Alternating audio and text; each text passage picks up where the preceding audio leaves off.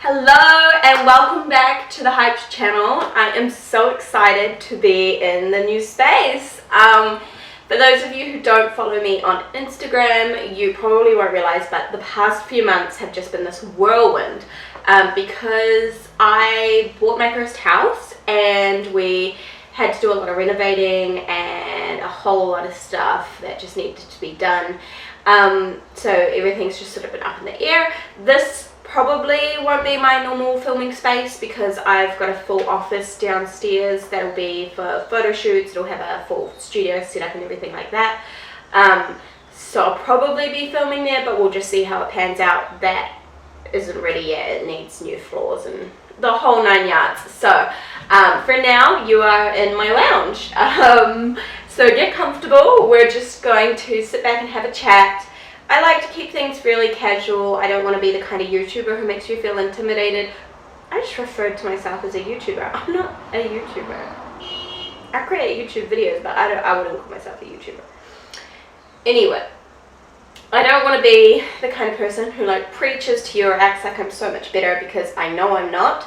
I'm just trying to share what knowledge I do have. So yeah, let's get into it. Today's topic is kind of a tricky one. Well, let's see how we go. We're going to talk about how to troubleshoot poor performing ads.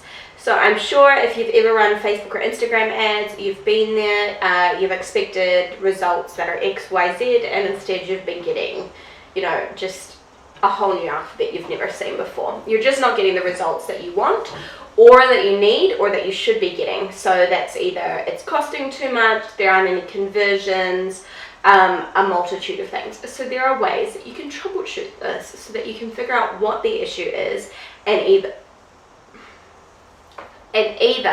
create a whole new ad campaign without those issues, or you can tweak the current one and see if that improves it. So what are some of the ways we can troubleshoot? Well, there are many different methods that a lot of different social media managers will use. I don't want to overload. It's like 1 million degrees here in New Zealand right now, and my brain is turned. It's just melted. It's just straight up melted. I don't want to overload you with information just because I imagine my target audience right now is like small business owners, so people doing it themselves rather than marketers. And it's not your job to know everything about social media. And so if I was to spend an hour talking about all the different ways you could troubleshoot, I just don't feel like any of you would watch it. So this video is going to be just one of the ways that I troubleshoot poor performing ads. If you'd like to know the other ways or you'd like more information on them, just leave a comment. I'm more than happy to make more videos on this topic because, like I said, there's a multitude of ways that you can troubleshoot poor performing ads. So the first way you can troubleshoot, the first thing you need to do if you're troubleshooting a poor performing ad is to identify what the poor performance is. So, there's very few ways that this could happen, but for instance, some of them are really obvious. Like if you're getting a bunch of comments that are in a language that is not the most commonly spoken language in the country that you're advertising to or that you're hoping to target, there's an issue there, which means that you're targeting the wrong audiences. Or perhaps you are getting loads of engagement, but you're hoping for lots of landing page views. That means that your campaign isn't optimized for that, or again, your audience isn't quite correct, or the content isn't correct. So the first step is to identify that. The one that we're going to talk about today, I think, is the more important one and possibly the less obvious one to troubleshoot, which is if your conversions are costing too much. So say you're running an ad that you're wanting to get traffic to your website, and it's costing you so much money, or you're not even getting results at all. It's just not feeding out your ad. So the first step is to go into the ad set level, and I want you to look at what you're optimizing for, what your budget is, and your time frame. So maybe your budget is too low. Sometimes it's really obvious stuff. Like sometimes I'll go into an ad set and I'll be like, I scheduled it for to run for 2 days rather than 2 weeks. I'm a moron, and then I have to go and fix that. So just cover your bases with all of the dumb stuff, like, did I schedule it on the right days? Did I put in the right amount of budget? Have I optimized for landing page views rather than link clicks? That sort of stuff, and that way you can, rest assured that any of the dumb stuff hasn't happened. If it is just the dumb stuff, it's kind of good news because that's really easy to fix. Next, this one might be more relevant to people who run more advanced ads, but I want you to have a look at whether you're running multiple ads or ad sets under the same campaign. Because if you're only running one ad, then that's a lot easier, because if you're running lots of ads, say you've got campaign called traffic, but then you've got ad set A, ad set B, ad set C, ad set D, and then you've got ad A, ad B, and blah, blah, blah, blah for each ad set, then the problem might be that either you've got too many ads for too little budget, or you're competing against yourself. So the ads are competing for the same space with the same audience, and Facebook's just not going to deliver it. So if you aren't getting the results you want and your ad isn't delivering to the level that you want, or maybe one of your ads is far outstripping the rest, what that generally means is that it's competing with itself, or again, that the budget just is only being allocated to one ad due to there not being enough budget. The easiest way to troubleshoot this is just to see, firstly, how many ad sets and ads you have running under the same campaign. I know a lot of more advanced marketers might be able to get away with that, but it's a very thin line to toe. Why do I try and use analogies that I barely know how to say? But basically, it's a very difficult method of advertising to do, and if you're not feeling super confident or you're not sure what the issue is, I would always recommend maybe pausing some of those ads or turning them off, and then seeing if the ones that you have remaining, if you've got a bunch, move it down to having just 2 or just 1, and seeing if when you turn those off, give it a day and see if it improves. Another thing to note is that Facebook might make the change immediately, but you might not see the effects of that change immediately. And that is simply because Facebook goes through a learning period of around 7 days where it tries to get as many conversions as it can that you want so that it can optimize for your goals. So it's not going to be able to suddenly turn your ad around overnight. Sometimes it can, but just be patient with it. I know that it can be difficult because that's your money it's spending and you want that money to go to the right thing. But what you have to think about is once you've cracked one ad and you're doing amazingly with it, it's much easier to crack the next and the next. It's like that analogy, which is the first million is the hardest. The first ad you crack is always the hardest. So just be patient with it.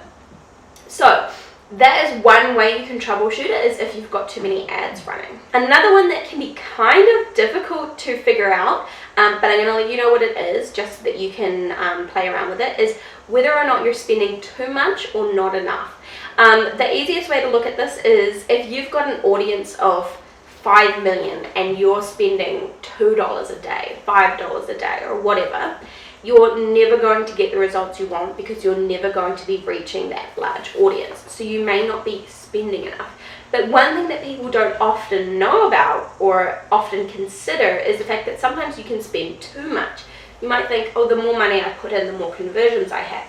But if you think about the fact that if your audience only has 1,000 people in it and you're spending $100 a day, then, and Facebook doesn't want to just spam your audience with that ad, or that'll be a bad user experience for them. What you don't consider is that then it's just going to bump up the price of your conversions, or it's not going to spend it at all. So the fix there is either to lower your budget and see if it improves it, or to increase the amount of people in your audience if you feel like that is something that could work for you. Now, one of the ones that I could spend hours talking about is your audience and your relevance. And now some people talk about these two things in two different sections, but I like to talk about them in the same spot because your relevancy, the relevancy of your ad, is based on how relevant that content is to the audience, and then vice versa, basically. Vice versa. If you're still listening and you're not annoyed by how terribly I'm speaking, I don't know what is wrong with you. My brain is just mush. So Obviously, our audiences, in my opinion, are our most important aspect of an ad. A lot of people consider the content to be super important and the website, and I would say that those are right up there. But if you don't have a good audience, then who are you advertising to? Just crap. I mean, the kind of stuff I see in some Facebook groups, it's a nightmare.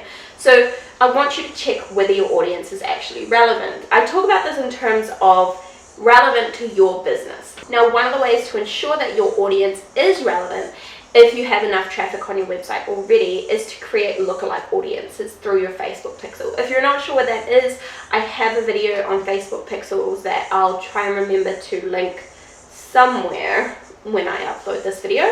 But if not, you can just look through my videos and there'll be a short video on the Facebook pixel that'll explain to you as well what lookalike audiences are. But in a nutshell, the audiences that are people who look like the people who go on your website or the people who purchase on your website. So they can be highly relevant, but you do need enough people already on your website to get that started. So it's kind of a catch-22. Maybe you're setting up these ads so you can get traffic, in which case you have to create audiences based on who you think or who you've researched is going to want to buy your product or your service or read your content or whatever else is your conversion. So the best way to research this is simply to talk to people. My business coach Erin May Henry calls it the talk and stalk.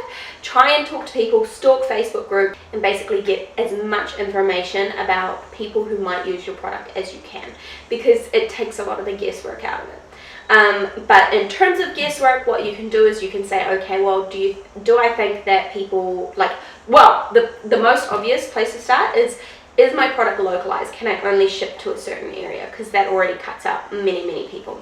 If you can ship worldwide, I would still recommend only starting with a couple of countries, especially a couple of countries who have high spending habits but low competition, which is why New Zealand can be great, but also America can be really good depending on your product. The UK, Canada, Australia, those are the ones I generally start with, and then you can expand out when you're feeling a little bit more confident. But if we're worried about the audience, it's always best to start small.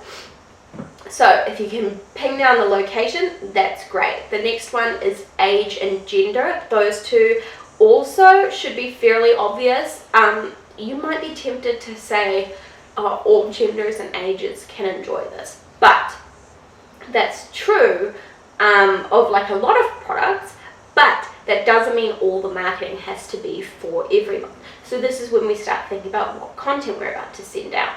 Is the content you're about to send out more applicable to men or women or young people or old people? You need to think about the platform you're on. If you're sending it out on Instagram, then it's more likely going to be younger people versus Facebook, where it will be older people but not too old. So this is when you need to start niching down, whether that means making content that's more relevant for a certain group of people and competing it against another group of people to see which one performs better. It's really up to you, but this is where I would encourage you to at least niche down your age group, if not your genders. So that's the next step. And then the next one is your interests and behaviors. And this one's a little bit trickier, but try and be as specific as possible. So for instance, one of my clients runs meditation workshops. So what we do, we're not going to just send it out to everyone. Meditation can be fantastic for everyone, no matter their age, gender, job, anything like that. Meditation can be amazing for anyone, but not everyone is going to sign up for it. It's just the case. Not everyone is going to respond to the ads. So we generally tend to advertise to a younger group of people, and then when we go into the interests, we make sure we target people who are interested in wellness, meditation, mindfulness.